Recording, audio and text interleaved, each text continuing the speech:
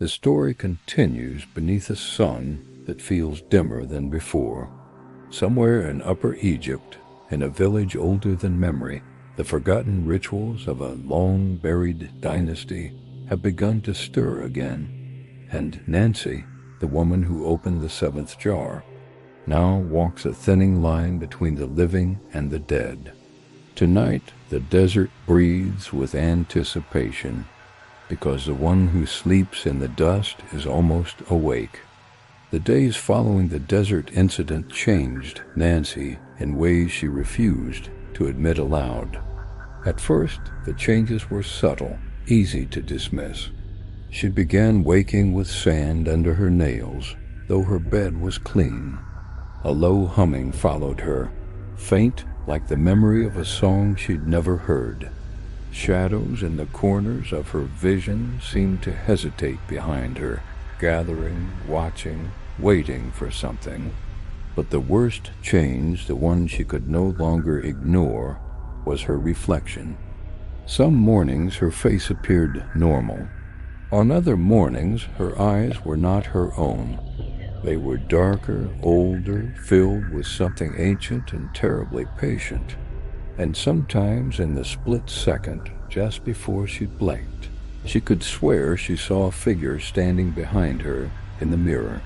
A tall man, draped in the linen wraps of a long-dead dynasty, his face hidden behind a cracked funerary mask. She tried to tell herself it was just exhaustion, stress playing tricks on her mind. But exhaustion doesn't whisper your name from an empty room. The humming became more insistent. At night, it vibrated through her bones, a beckoning call, pulling her towards somewhere she refused to go. Nancy began locking her windows, pushing heavy furniture against her bedroom door, leaving every light on until the first hint of dawn broke the horizon. But nothing stopped it. Each night the hum returned, deeper, louder, like a swarm of voices all speaking as one, a chorus from the grave. And then came the sand. It started crawling from the cracks in the old floorboards, gathering in small, dark piles beneath her bed. It spilled softly from the wardrobe whenever she opened it, and collected on the window sills like tiny wind-blown dunes. This wasn't ordinary desert sand. It was dark, almost black, as though it had been gathered from a place where the sun had never reached, and it moved when she wasn't looking. Little shifts, subtle arrangements.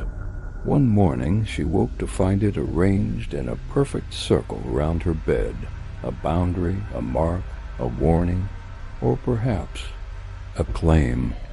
Growing desperate, Nancy sought help from the only person she could think of, Dr. Hassan, an elderly Egyptologist who had spent decades studying the forbidden cults of the Old Kingdom. He lived surrounded by books and relics, a man more comfortable with the dead than the living. He listened to her story in silence, his face growing paler with each word she spoke. When she finished, he pressed his trembling hands together and whispered, "You should never have opened the seventh jar." Then he showed her something she had never seen before, a crumbling papyrus fragment, sealed safely in a glass frame. Its fading hieroglyphs described a dark ritual known as the recollection of the body. Dr. Hassan explained that it wasn't a ritual to resurrect a corpse in the way we might think. It was far more sinister. It was a ritual used to reassemble a soul that had been deliberately shattered and scattered across the desert. The seventh jar, he explained, was the final vessel. Inside it slept the last, most crucial portion of a broken spirit belonging to a high priest whose name had been violently erased from history. A priest so feared, so malevolent, that the ancients took every possible measure to ensure he was never meant to return. And Nancy, by opening that final jar, had given him breath again. She had completed the first step of the ritual without even knowing it. Dr. Hassan leaned forward, his voice cracking with a fear she now understood all too well. He follows you because you carry what he needs. You carry the final part of him inside you. A cold dread, sharp as ice, crept up Nancy's spine. "Then how do I stop him?" she whispered, her voice barely audible. But the old scholar's eyes dropped to the floor. He didn't answer, because he didn't know. The humming led her to it. 3 nights later, unable to bear the constant, maddening call any longer, Nancy gave in. She followed the pull out into the cold desert. She walked for miles under the moonlight, her footsteps guided by something that was not entirely her own. The sound in her head led her to a massive dune, shaped like a sleeping giant against the starry sky. And there, at its base, buried beneath a thin skin of sand, was a stone door. It was unmarked on any map, forgotten by time, and clearly, intentionally, hidden. As she brushed the sand away with her bare hands, symbols emerged, carved deep and violent, as if the stone itself had tried to resist them. These were not blessings or protective wards. They were warnings. A cold wind slid from the crack beneath the stone, carrying the scent of ancient incense. And something else, something metallic and foul like dried blood. Nancy stepped back. Every instinct she had screamed at her to run, to get as far away from this place as possible. She wanted to scream, to break the hold this thing had on her. But the humming behind her skull grew stronger, louder, no longer urging, but commanding, demanding. And then a soft click echoed in the silence of the desert.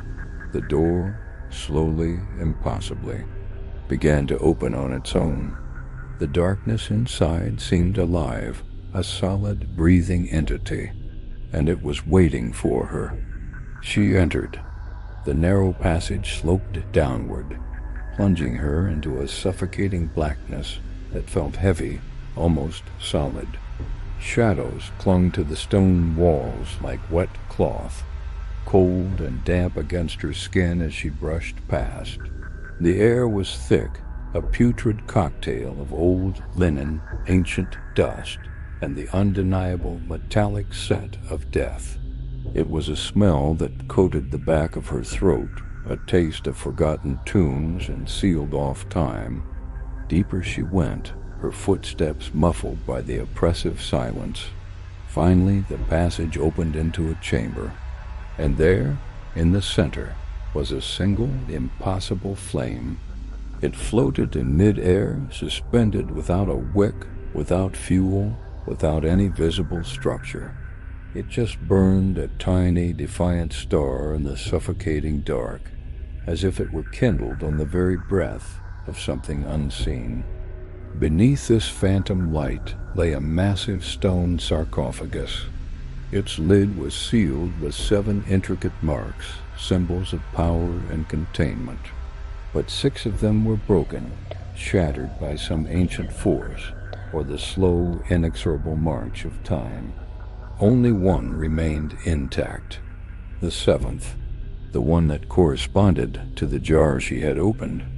As Nancy crept closer, her heart hammering against her ribs, the floating flame seemed to sense her. It bent toward her, its light flickering across her face as though it recognized her, as if it had been waiting for her. A low, grinding sound echoed through the chamber, the sound of stone scraping against stone. The heavy lid of the sarcophagus slid open on its own. Her breath caught in her throat.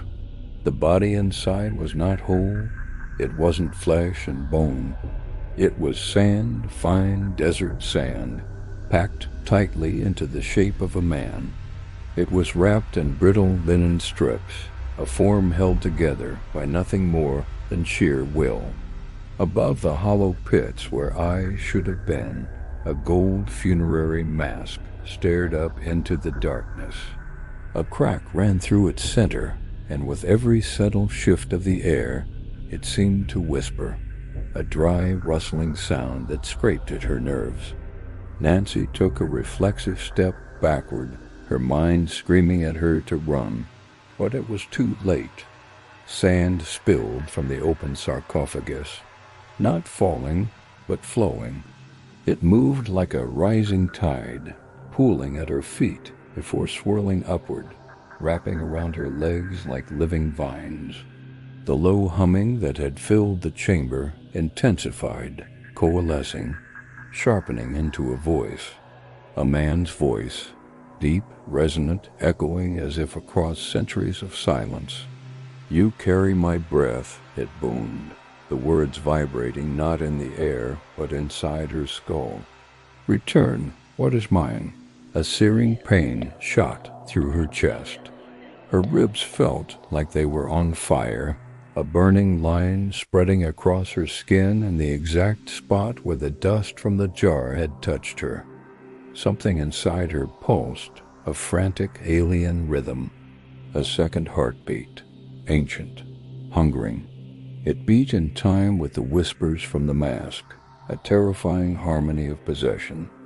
The sand climbed higher, coiling around her waist, her torso tightening its grip, pulling her inexorably closer to the sarcophagus. She opened her mouth to scream, to unleash the terror coiling in her gut, but the chamber swallowed the sound before it could even form. There was no echo, no release, just absolute, terrifying silence. She locked eyes with the mask. It seemed to turn toward her, to focus on her, and the hollow eyes, the empty pits of blackness, widened. When Nancy opened her eyes again, she was standing. The world felt different. The chamber looked brighter, the details sharper, clearer, as if her sight now pierced more than just the physical realm. She could see the individual grains of dust dancing in the light of the floating flame. She could see the faint energies swirling in the corners of the room. Her own body felt strange.